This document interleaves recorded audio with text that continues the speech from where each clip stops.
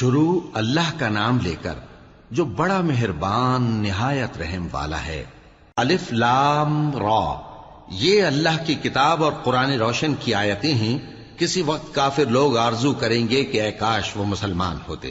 اے نبی، ان کو ان کے حال پر رہنے دو کہ کھا پی لیں اور فائدے اٹھا لیں، اور لمبی لمبی آرزویں ان کو دنیا میں مشغول کیے رکھیں۔ آخر کار ان کو اس کا انجام معلوم ہو جائے گا۔ اور ہم نے کوئی بستی ہلاک نہیں کی مگر اس کا وقت مقرر لکھا ہوا تھا۔ کوئی امت اپنی مدت مقررہ سے نہ آگے نکل سکتی ہے اور نہ پیچھے رہ سکتی ہے۔ اور کفار کہتے ہیں کہ اے شخص جس پر نصیحت کی کتاب نازل ہوئی ہے، تو دیوانہ ہے۔ اگر تو سچا ہے تو ہمارے پاس فرشتوں کو کیوں نہیں لے آتا؟ کہہ دو ہم فرشتوں کو نازل نہیں کیا کرتے مگر حق کے ساتھ، اور اس وقت ان کو مہلت نہیں ملے گی۔ بے شک یہ کتاب نصیحت ہم ہی نے اتاری ہے، اور یقیناً ہم اس کے نگہبان ہیں۔ اور ہم نے تم سے پہلے کے مختلف گروہوں میں بھی پیغمبر بھیجے تھے، اور ان کے پاس کوئی پیغمبر نہیں آتا تھا مگر وہ اس کے ساتھ ہنسی کرتے تھے۔ اسی طرح ہم اس گستاخی کو گناہگاروں کے دلوں میں ڈالے رکھتے ہیں، سو وہ اس پر ایمان نہیں لاتے۔ اور پہلے لوگوں کی روش بھی یہی رہی ہے۔ اور اگر ہم آسمان کا کوئی دروازہ ان پر کھول دیں اور وہ اس میں چڑھنے بھی لگیں تو بھی وہ یہی کہیں کہ ہماری آنکھیں باندھ دی گئی ہیں، بلکہ ہم پر جادو کر دیا گیا ہے۔ اور ہم نے آسمان میں برج بنائے ہیں اور دیکھنے والوں کے لیے اس کو سجا دیا ہے، اور ہر شیطان مردود سے اسے محفوظ کر دیا ہے۔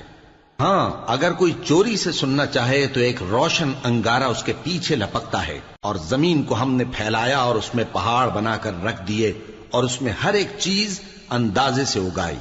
اور ہم نے تمہارے لیے اور ان لوگوں کے لیے جن کو تم روزی نہیں دیتے اس میں معاش کے سامان پیدا کیے۔ اور ہمارے ہاں ہر چیز کے خزانے ہیں، اور ہم اس کو بمقدار مناسب اتارتے رہتے ہیں۔ اور ہم ہوائیں چلاتے ہیں جو پانی سے بھری ہوئی ہوتی ہیں، سو ہم آسمان سے مے برساتے ہیں، پھر ہم تم کو اس کا پانی پلاتے ہیں، اور تم تو اس کا خزانہ نہیں رکھتے۔ اور یقیناً ہم ہی حیات بخشتے اور ہم ہی موت دیتے ہیں، اور ہم ہی سب کے وارث ہوں گے۔ اور جو لوگ تم میں پہلے گزر چکے ہیں ہم کو معلوم ہے، اور جو پیچھے آنے والے ہیں وہ بھی ہم کو معلوم ہے۔ اور تمہارا پروردگار قیامت کے دن ان سب کو جمع کرے گا، وہ بڑا دانا ہے، خبردار ہے۔ اور ہم نے انسان کو کھنکھناتے سڑے ہوئے گارے سے پیدا کیا ہے، اور جنوں کو اس سے بھی پہلے بے دھوئیں کی آگ سے پیدا کیا تھا۔ اور وہ وقت قابل ذکر ہے جب تمہارے پروردگار نے فرشتوں سے فرمایا تھا کہ میں کھنکھناتے سڑے ہوئے گارے سے بشر بنانے والا ہوں، بس جب میں اس کو درست کر لوں اور اس میں اپنی طرف سے روح پھونک دوں تو اس کے آگے سجدے میں گر پڑنا۔ چنانچہ فرشتے تو سب کے سب سجدے میں گر پڑے مگر شیطان کہ اس نے سجدہ کرنے والوں کے ساتھ ہونے سے انکار کیا۔ فرمایا اے ابلیس، تجھے کیا ہوا کہ تو سجدہ کرنے والوں میں شامل نہ ہوا؟ اس نے کہا میں ایسا نہیں ہوں کہ انسان کو جس کو تو نے کھنکھناتے سڑے ہوئے گارے سے بنایا ہے سجدہ کروں۔ فرمایا یہاں سے نکل جا کہ اب تو مردود ہے اور تجھ پر قیامت کے دن تک لعنت برسے گی۔ اس نے کہا کہ پروردگار مجھے اس دن تک مہلت دے جب لوگ مرنے کے بعد زندہ کیے جائیں گے۔ فرمایا اچھا، سو تجھے مہلت دی جاتی ہے وقت مقرر یعنی قیامت کے دن تک۔ اس نے کہا کہ پروردگار جیسا تو نے مجھے بھٹکا دیا ہے میں بھی زمین میں لوگوں کے لیے گناہوں کو آراستہ کر کے دکھاؤں گا اور سب کو بہکاؤں گا۔ ہاں، ان میں جو تیرے خاص بندے ہیں ان پر میرا قابو چلنا مشکل ہے۔ فرمایا کہ مجھ تک پہنچنے کا یہی سیدھا رستہ ہے، جو میرے خاص بندے ہیں ان پر تجھے کچھ قدرت نہیں کہ ان کو گناہ میں ڈال سکے۔ ہاں، بد راہوں میں سے جو تیرے پیچھے چل پڑے، اور ان سب کے وعدے کی جگہ جہنم ہے۔ اس کے 7 دروازے ہیں، ہر ایک دروازے کے لیے ان میں سے الگ الگ حصہ ہے۔ جو متقی ہیں وہ باغوں اور چشموں میں ہوں گے۔ ان سے کہا جائے گا کہ ان میں سلامتی اور امن و اطمینان سے داخل ہو جاؤ، اور ان کے دلوں میں جو کدورت ہوگی ہم اسے نکال دیں گے، گویا بھائی بھائی مسندوں پر ایک دوسرے کے سامنے بیٹھے ہوں۔ نہ ان کو وہاں کوئی تکلیف پہنچے گی اور نہ وہ وہاں سے نکالے جائیں گے۔ اے پیغمبر میرے بندوں کو بتا دو کہ میں بڑا بخشنے والا ہوں، بڑا مہربان ہوں، اور یہ کہ میرا عذاب بھی درد دینے والا عذاب ہے۔ اور ان کو ابراہیم کے مہمانوں کا احوال سنا دو۔ جب وہ ابراہیم کے پاس آئے تو سلام کہا، انہوں نے کہا کہ ہمیں تو تم سے ڈر لگتا ہے۔ مہمانوں نے کہا کہ ڈریے نہیں، ہم آپ کو ایک دانشمند لڑکے کی خوشخبری دیتے ہیں۔ وہ بولے کہ جب مجھے بڑھاپے نے آ پکڑا تو تم خوشخبری دینے لگے، اب کاہے کی خوشخبری دیتے ہو؟ انہوں نے کہا کہ ہم آپ کو سچی خوشخبری دیتے ہیں، سو آپ مایوس نہ ہوں۔ ابراہیم نے کہا کہ اللہ کی رحمت سے مایوس ہونا تو گمراہوں کا کام ہے۔ پھر کہنے لگے کہ فرشتوں، تمہارا اصل کام کیا ہے؟ انہوں نے کہا کہ ہم ایک گناہگار قوم کی طرف بھیجے گئے ہیں کہ اس کو عذاب کریں، مگر لوط کے گھر والے کہ ان سب کو ہم بچا لیں گے، البتہ ان کی بیوی کہ اس کے لیے ہم نے ٹھہرا دیا ہے کہ وہ پیچھے رہ جائے گی۔ پھر جب فرشتے لوط کے گھر آئے تو انہوں نے کہا کہ تم تو ناآشنا سے لوگ ہو۔ وہ بولے کہ نہیں، بلکہ ہم آپ کے پاس وہ چیز لے کر آئے ہیں جس میں لوگ شک کرتے تھے، اور ہم آپ کے پاس یقینی بات لے کر آئے ہیں اور ہم سچ کہتے ہیں۔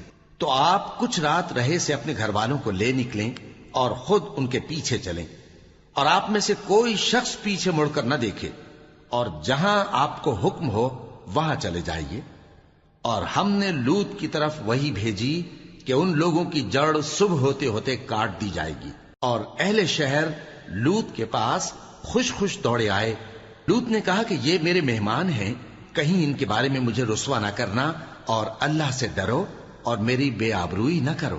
وہ بولے، کیا ہم نے تم کو سارے جہان کی حمایت و طرفداری سے منع نہیں کیا؟ انہوں نے کہا کہ اگر تمہیں کرنا ہی ہے تو یہ میری قوم کی لڑکیاں ہیں، ان سے شادی کر لو۔ اے نبی، تمہاری جان کی قسم، وہ اپنی مستی میں مدہوش ہو رہے تھے، سو ان کو سورج نکلتے نکلتے چنگھاڑ نے آ پکڑا، اور ہم نے ان بستیوں کو الٹ کر نیچے اوپر کر دیا اور ان پر کھنگر کی پتھریاں برسائیں۔ بے شک اس قصے میں اہل فراست کے لیے نشانی ہے، اور وہ بستیاں اب تک شام جانے والے سیدھے رستے پر موجود ہیں۔ بے شک اس میں ایمان لانے والوں کے لیے نشانی ہے۔ اور بن کے رہنے والے یعنی قوم شعیب کے لوگ بھی گناہگار تھے، تو ہم نے ان سے بھی بدلہ لیا، اور یہ دونوں شہر کھلے رستے پر موجود ہیں۔